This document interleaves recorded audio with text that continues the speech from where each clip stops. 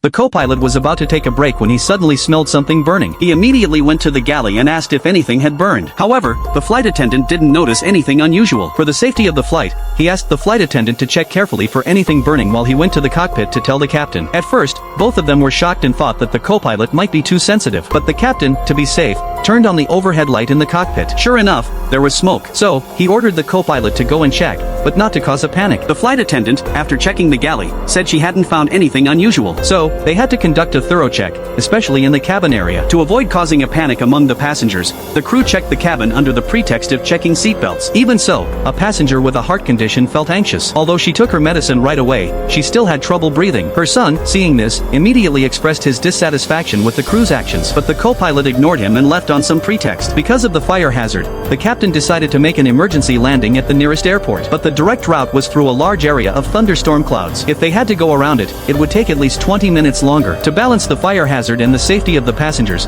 the captain didn't hesitate and chose to fly through the thunderstorm clouds to save time. The captain first descended the plane to a lower altitude and then adjusted the speed. But when the plane entered the thunderstorm clouds, it still caused some turbulence. The co-pilot immediately asked the passengers to return to their seats and fasten their seatbelts, but the man was worried about his mother's condition and wouldn't go back to his seat. Reluctantly, the co-pilot had to take some forceful measures. He held the man tightly in his seat, and during the man's struggle, the flight encountered another problem. There was a red zone ahead. Even with the captain's rich flying experience, he didn't dare to take that risk. After requesting a new heading from air traffic control, he pulled the plane up above the red zone, which finally stabilized the flight. The co-pilot in the cabin also released the man, who ran over to his mother. But before he could say anything, she passed out. When the plane landed successfully, the waiting emergency medical personnel quickly carried the patient out of the cabin. But because the best treatment time had been missed, the patient still couldn't be saved after being taken to the hospital. Later, the airline questioned and investigated the crew about this flight accident. In recounting the entire flight process, the co-pilot was worried about the safety of the flight and everything he did was a standard operation. And after evidence collection, an overheated power bank was found in the trash can of the plane's bathroom. It ignited the toilet paper and caused the fire. In the end, the accident was determined to be an accident,